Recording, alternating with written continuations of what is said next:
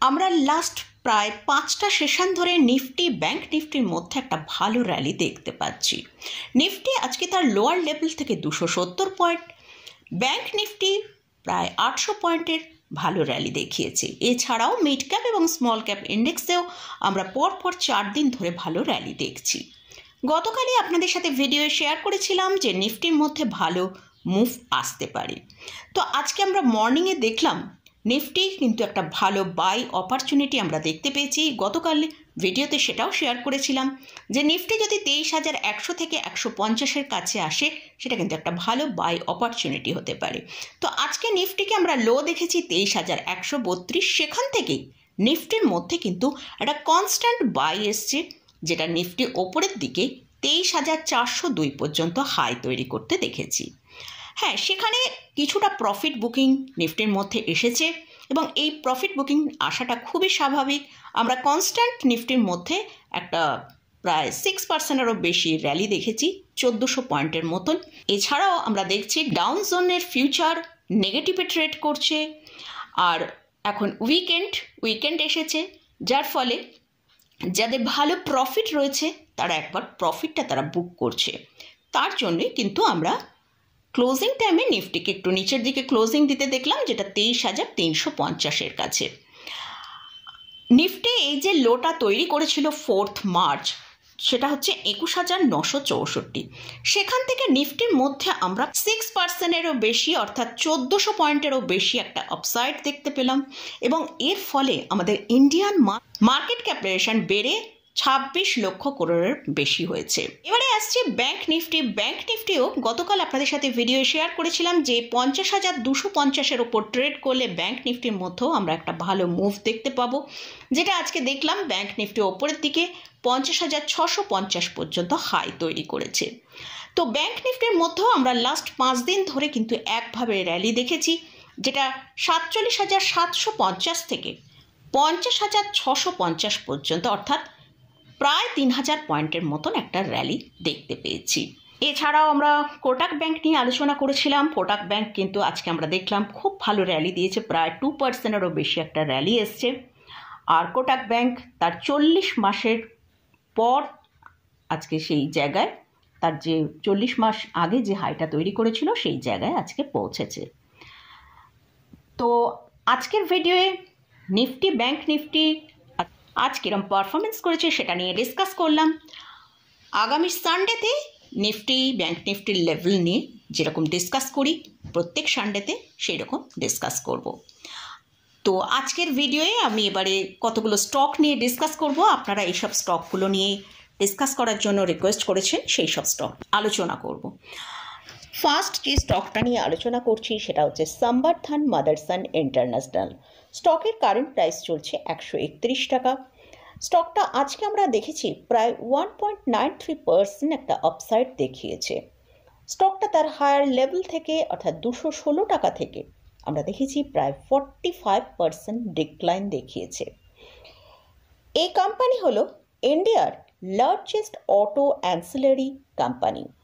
এরা ম্যানুফ্যাকচারিং করে এবং সেল করে বিভিন্ন অটোমোটিভ কম্পোনেন্ট, এবং এরা যে ম্যানুফ্যাকচারিং করে অটোমোটিভ কম্পোনেন্টগুলো সেগুলো কিন্তু অরিজিনাল ইকুইপমেন্টসই এরা ম্যানুফ্যাকচারিং করে। এদের মার্কেট ক্যাপিটালাইজেশন 91,000 করোড়েরও বেশি। এই স্টকের কারেন্ট পি চলছে 22.3-এর কাছে।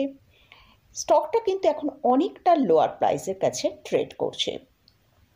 এই কোম্পানি একটা ভালো ডিভিডেন্ড পে করে, তবে এই কোম্পানিতে আমরা যদি রিটার্ন অন ইকুইটি দেখি সেটা কিন্তু খুবই লো। এছাড়াও এই কোম্পানিতে ভালো ডেপ্ট আছে, আর প্রোমোটাররা তাদের লাস্ট 2 বছরে তাদের যে হোল্ডিং ছিল সেই হোল্ডিং তারা 6%-এর মতন কমিয়েছে। এখন প্রোমোটারদের হোল্ডিং হচ্ছে 58.12%, এফআইসদের হোল্ডিং হচ্ছে 14.31%, ডিআইসদের হোল্ডিং হচ্ছে 19.20%, আর পাবলিকের হোল্ডিংয়ে আছে 8.31%। স্টকটা তার লোয়ার লেভেল 113 টাকা থেকে স্টকটার মধ্যে একটা ভালো র্যালি আসছে আমরা দেখতে পাচ্ছি চার্টের মধ্যে। স্টকটা এখান থেকে হয়তো আমরা 142 টাকা পর্যন্ত একটা আপসাইড দেখতে পেতে পারি। নেক্সট যে স্টকটা নিয়ে আলোচনা করছি সেটা হচ্ছে কেন্স টেকনোলজি ইন্ডিয়া।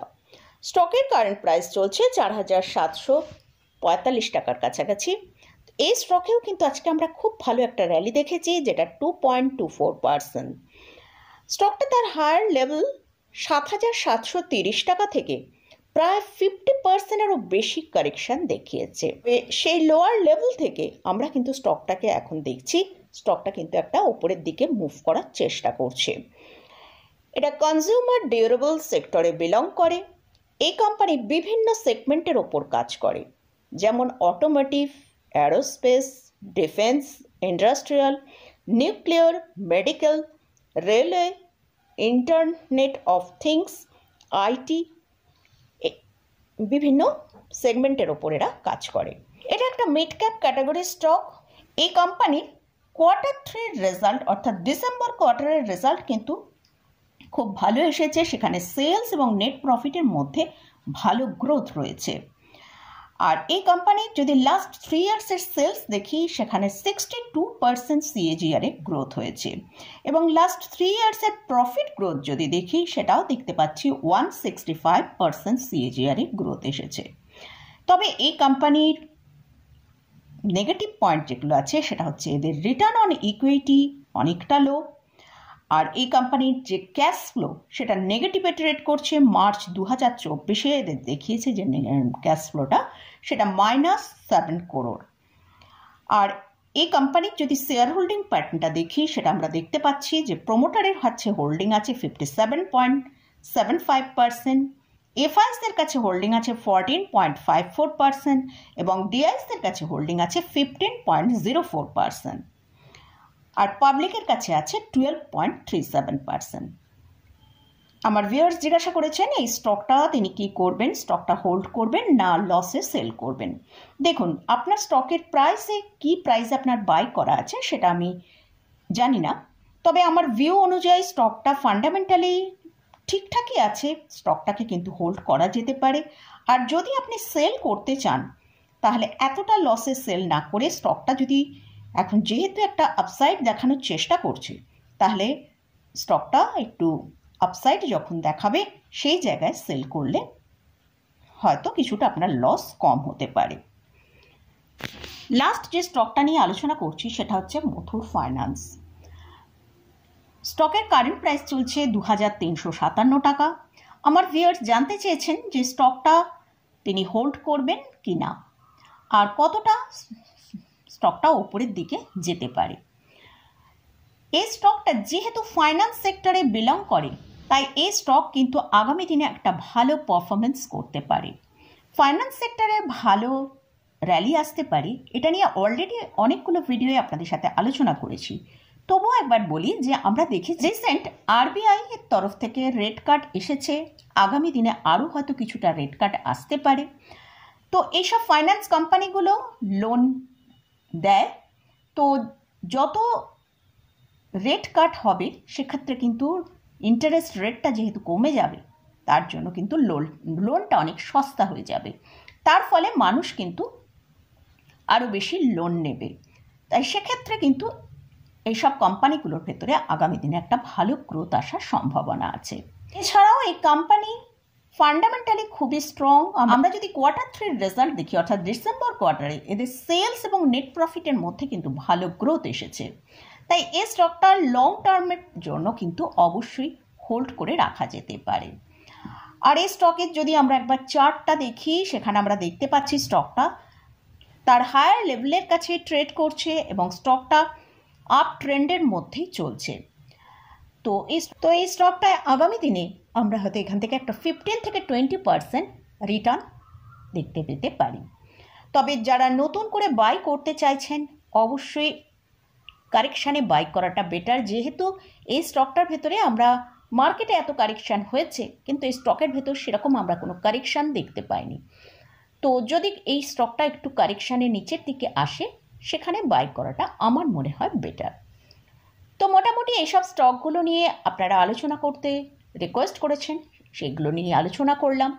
তো আজকের ভিডিওয়ে বিভিন্ন স্টক এবং ইন্ডেক্স নিয়ে আলোচনা করলাম। তবে এই স্টক বা ইন্ডেক্সে কোথাও কোনো বাই রেকমেন্ডেশন নেই। যদি স্টকে বা কোথাও কোনো পজিশন নিতে চান তার আগে অবশ্যই ভালো করে চার্ট অ্যানালিসিস করে নিয়ে তারপরই পজিশন নেবেন। তো মোটামুটি আজকের মতন ভিডিওটা এখানেই শেষ করছি।